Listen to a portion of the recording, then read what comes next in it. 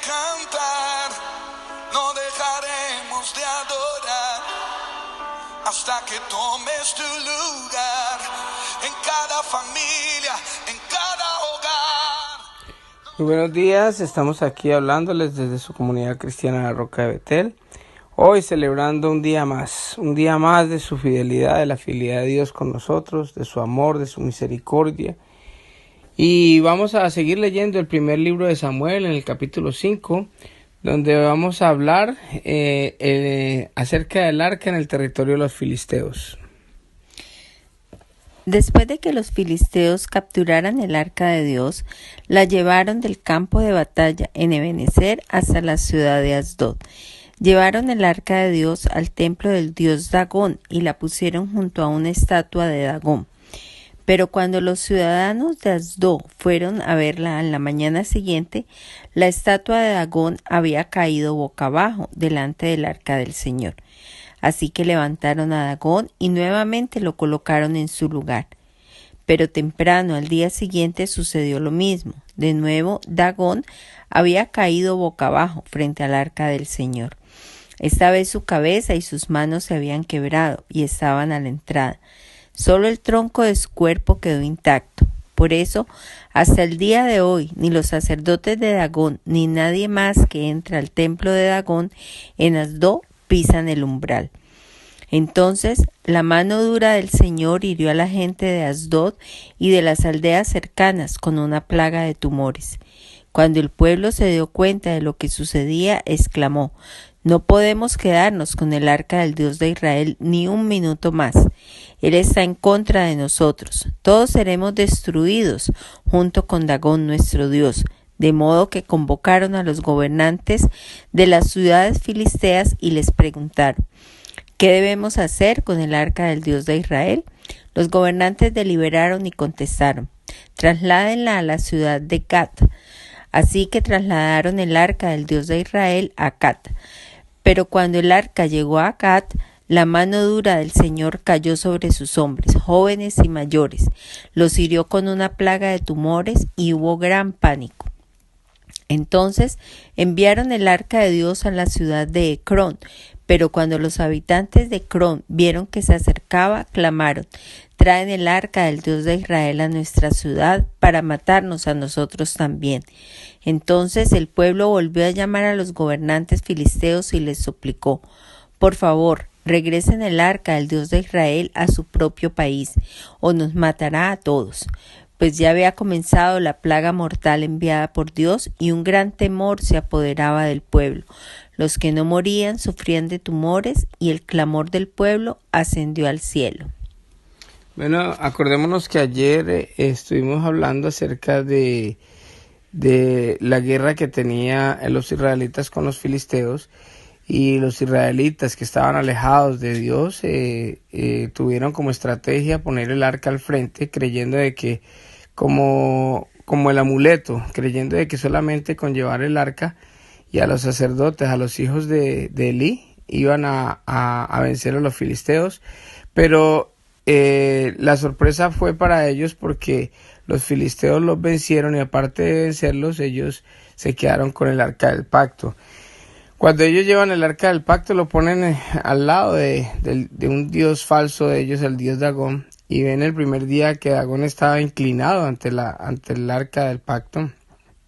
Al otro día volvieron y lo instalaron otra vez, lo colocaron, y al otro día otra vez estaba inclinado en el pacto. Pero además de eso, vemos que trajo una plaga de tumores a todos los pueblos, a todo el pueblo que estaba ahí. Y después ellos le transmitieron eso al pueblo, y como ya se había regado la bola de que el arca del pacto de Israel, del Señor Dios de Israel, estaba con ellos y traía esas plagas, entonces nadie quería. O sea que se convirtió eso en como una papa caliente para los filisteos. Vamos a leer el capítulo 6 para ver los filisteos cómo devuelven el arca. Así que el arca del Señor permaneció en territorio filisteo por un total de 7 meses. Entonces los filisteos mandaron a llamar a sus sacerdotes y adivinos y les preguntaron: «¿Qué debemos hacer con el arca del Señor?». Díganos cómo devolverla a su propio país. Devuelvan el arca del Dios de Israel junto con un regalo, les dijeron. Envíen una ofrenda por la culpa, porque la plaga se detenga. Entonces, si se sanan, sabrá que fue la mano de Dios la que causó esa plaga. ¿Qué clase de ofrenda por la culpa debemos enviar?, preguntaron. Entonces le respondieron: ya que la plaga los hirió a ustedes y a sus 5 gobernantes, elaboren 5 tumores de oro y 5 ratas de oro como las que asolaron la tierra. Hagan estas cosas para demostrar su respeto al Dios de Israel. Tal vez entonces Él deje de afligirlos a ustedes, a sus dioses y a su tierra. No sean tercos y rebeldes como lo fueron Faraón y los egipcios. Cuando Dios terminó con ellos, estaban deseosos de dejar ir a Israel. Así que construyan una carreta nueva y busquen 2 vacas que acaben de tener cría. Asegúrense de que las vacas nunca hayan llevado yugo. Engánchenlas a la carreta, pero encierren sus becerros en un corral. Pongan el arca del Señor en la carreta y junto a ella coloquen un cofre con las ratas de oro y los tumores de oro que estarán enviando como ofrenda por la culpa. Después, dejen que las vacas vayan por donde quieran. Si cruzan la frontera de nuestra tierra y van hacia Bet-Semes, sabremos que fue el Señor quien trajo este terrible desastre sobre nosotros. Si no la cruzan, sabremos que no fue la mano de Dios que causó esta plaga, más bien sucedió por pura casualidad. Así que llevaron a cabo las instrucciones, engancharon 2 vacas a la carreta y encerraron sus crías en un corral. Luego pusieron el arca del Señor en la carreta junto con el cofre que contenía los tumores y las ratas de oro. Y efectivamente, las vacas, sin desviarse a ningún lado, siguieron directo por el camino hacia Bet-Semes, mugiendo por todo el camino. Los gobernantes filisteos las siguieron hasta los límites de Bet-Semes.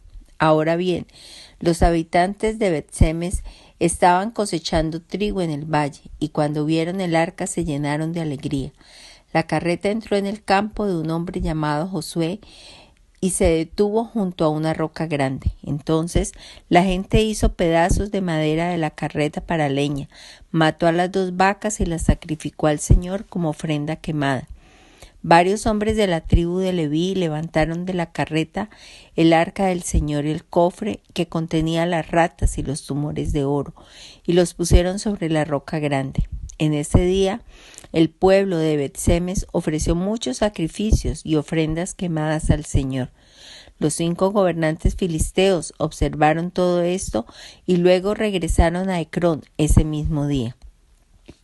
Los 5 tumores de oro enviados por los filisteos al Señor como ofrenda por la culpa eran regalos de los gobernantes de Asdod, Gaza, Ascalón, Cat y Ecrón. Las 5 ratas de oro representaban las 5 ciudades filisteas, junto con sus aldeas vecinas, que eran controladas por los 5 gobernantes. La gran roca de Bet-Semes, donde colocaron el arca del Señor, todavía está en el campo de Josué, como un testimonio de lo que sucedió allí. Bueno, miremos que los sabios, yo creo que fueron guiados por el Señor para que ellos pudieran hacer esto. Porque mire que 2 vacas que están recién paridas, cuando usted suelta una vaca recién parida y pone a su ternero en determinado lugar, lo primero que van a hacer ellas es ir hasta donde el ternero. Pero la señal era de que si esto era de Dios, entonces las vacas iban a salir derechito hacia el territorio israelita. Y así fue como sucedió, fueron para el territorio israelita, y así fue que ellos se dieron cuenta de que el Señor era el que había provocado toda esta plaga de tumores y de ratas. Ahorita vamos a seguir hablando del traslado del arca a Kiriat Jearim. Pero el Señor mató a 70 hombres de Bet-Semes, porque miraron dentro del arca del Señor, y el pueblo hizo gran duelo por lo que el Señor había hecho. ¿Quién puede estar en la presencia del Señor, este Dios santo?, clamaron. ¿A dónde podemos enviar el arca desde aquí? Así que enviaron mensajeros a la gente de Kiriat Jearim y le dijeron: los filisteos han devuelto el arca del Señor, vengan y llévensela. Entonces los hombres de Kiriat Jearimín fueron por el arca del Señor, la llevaron a la casa de Abinadab, que estaba en las laderas, y comisionaron a su hijo Eleazar para que se encargara de ella. El arca permaneció en Kiriat Jearimín mucho tiempo, 20 años en total. Durante este tiempo todos los israelitas se lamentaron porque parecía que el Señor los había abandonado. Samuel lleva a Israel a la victoria. Entonces Samuel le dijo a todo el pueblo de Israel: si de todo corazón desean volver al Señor, desháganse de sus dioses ajenos y de las imágenes de Astoret, dediquen su corazón al Señor y obedézcanlo solamente a Él. Entonces Él los rescatará de los filisteos. Así que los israelitas se deshicieron de todas sus imágenes de Baal y de Astoré y adoraron únicamente al Señor. Después Samuel les dijo: reúnan a todo Israel en Mizpa, y yo oraré al Señor por ustedes. De manera que se reunieron en Mizpa, y en una gran ceremonia sacaron agua de un pozo y la derramaron delante del Señor. Asimismo, no comieron durante todo el día, y confesaron que habían pecado contra el Señor. Fue en Mizpa donde Samuel se convirtió en juez de Israel. Cuando los gobernantes filisteos se enteraron de que Israel se había reunido en Mizpa, movilizaron a su ejército y avanzaron. El miedo invadió a los israelitas cuando supieron que los filisteos se acercaban. No dejes de rogarle al Señor nuestro Dios que nos salve de los filisteos, le suplicaron a Samuel. Entonces Samuel tomó un cordero y lo ofreció al Señor como ofrenda quemada entera. Rogó al Señor que ayudara a Israel y el Señor le contestó. Entonces, justo en el momento en que Samuel sacrificaba la ofrenda quemada, llegaron los filisteos para atacar a Israel. Pero ese día el Señor habló con una poderosa voz de trueno desde el cielo y causó tal confusión entre los filisteos que los israelitas los derrotaron. Los hombres de Israel los persiguieron desde Mizpa hasta un lugar abajo de Bet-car, matándolos a lo largo del camino. Luego Samuel tomó una piedra grande y la colocó entre las ciudades de Mizpa y Gesana. La llamó Ebenezer, que significa la piedra de ayuda, porque dijo: hasta aquí el Señor nos ha ayudado. De modo que los filisteos fueron sometidos y no volvieron a invadir a Israel por algún tiempo. Y durante toda la vida de Samuel, la mano poderosa del Señor se levantó contra los filisteos. Entonces fueron restituidas a israelitas las aldeas cercanas de Ecrón y Gad que los filisteos habían tomado, junto con el resto del territorio que habían tomado de Israel. Y en esos días hubo paz entre los israelitas y los amorreos. Samuel continuó como juez de Israel por el resto de su vida. Cada año hacía un recorrido y estableció su tribunal, primero en Betel, luego en Gilgal y después en Mizpa. Juzgaba al pueblo de Israel en cada uno de estos lugares. Luego regresaba a su hogar en Ramá, donde también atendía otros casos. En Ramá, Samuel construyó un altar al Señor.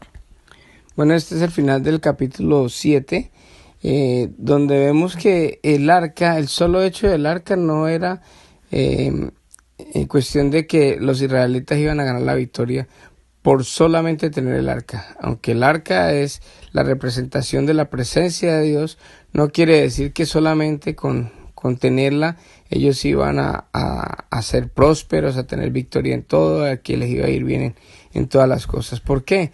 Porque desafortunadamente el pueblo de Israel tenía otros dioses, adoraban otros dioses ajenos, habían dejado a un lado al Señor, y por más de que el arca estuvo por 20 años en un lugar en Israel, no pasó absolutamente nada, porque depende de cómo nosotros obedecemos y seguimos al Señor, o detrás de cuál Dios vamos. Muchas veces idolatramos la familia, idolatramos los hijos, idolatramos la esposa o el esposo, idolatramos de pronto el trabajo, de pronto la plata, qué sé yo, el carro, las cosas que de pronto uno tiene, la ropa o hasta el mismo país o cualquier cosa que de pronto nosotros pongamos por delante de Dios, y eso nos lleva a nosotros al fracaso. Solamente cuando Samuel ya lo proclamaron como juez y él pidió perdón, hicieron sacrificio,